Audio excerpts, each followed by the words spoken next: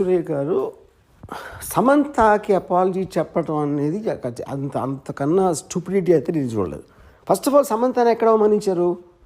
కొండలశ్వరికి అవమానించలా, పొగిడారు. యాక్చువల్గా ఎందుకు పొగిడారు అంటే అక్కడ ఏమంటున్నారు ఆవిడ, నాగార్జున నాగ చైతన్య ఇద్దరు కలిసి ఒక మామగా ఒక భర్తగా ఒక కోడలిని ఒక భార్యని తనకున్న ఒక ఆస్తి కాపాడుకోవడానికి వెళ్ళమని ఫోర్స్ చేస్తే తను కాదని చెప్పి విడాకులు ఇచ్చి వెళ్ళిపోయింది అని. అక్కడ సమంతకు అవమానం ఏంటి? సమంతని పొగిడినది. యాక్చువల్గా అవమానించింది ఎవరిని? అత్యంత జుగుసంగా అవమానించింది నాగార్జున చైతన్యాన్ని.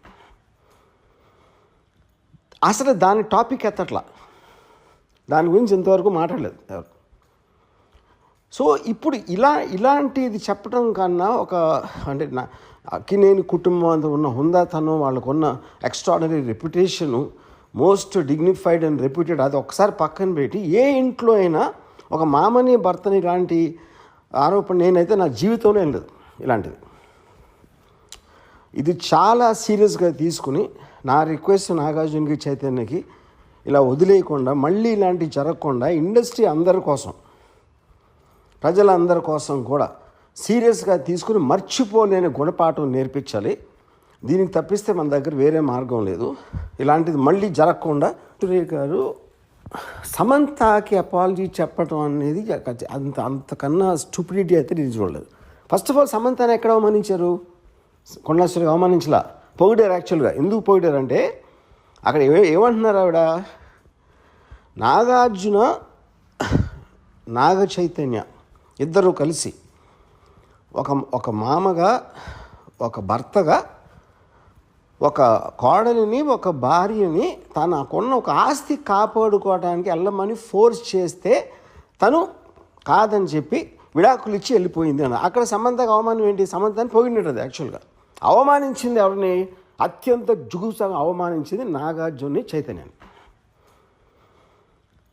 అసలు దాని టాపిక్ ఎత్తట్లా, దాని గురించి ఇంతవరకు మాట్లాడలేదు ఎవరు.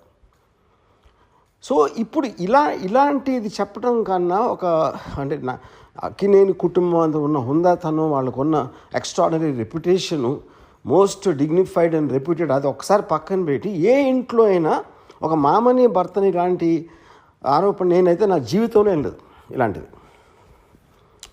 ఇది చాలా సీరియస్గా తీసుకుని నా రిక్వెస్ట్ నాగార్జునకి చైతన్యకి ఇలా వదిలేయకుండా, మళ్ళీ ఇలాంటివి జరగకుండా ఇండస్ట్రీ అందరి కోసం, ప్రజలందరి కోసం కూడా సీరియస్గా తీసుకుని మర్చిపోలేని గుణపాఠం నేర్పించాలి. దీనికి తప్పిస్తే మన దగ్గర వేరే మార్గం లేదు.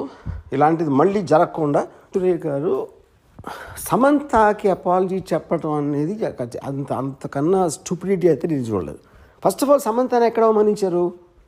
కొండలశ్వరికి అవమానించలా, పొగిడారు. యాక్చువల్గా ఎందుకు పొగిడారు అంటే అక్కడ ఏమంటున్నారు ఆవిడ, నాగార్జున నాగ చైతన్య ఇద్దరు కలిసి ఒక మామగా ఒక భర్తగా ఒక కోడలిని ఒక భార్యని తనకున్న ఒక ఆస్తి కాపాడుకోవడానికి వెళ్ళమని ఫోర్స్ చేస్తే తను కాదని చెప్పి విడాకులు ఇచ్చి వెళ్ళిపోయింది అని. అక్కడ సమంతకు అవమానం ఏంటి? సమంతని పొగిడినది. యాక్చువల్గా అవమానించింది ఎవరిని? అత్యంత జుగుసంగా అవమానించింది నాగార్జున చైతన్యాన్ని.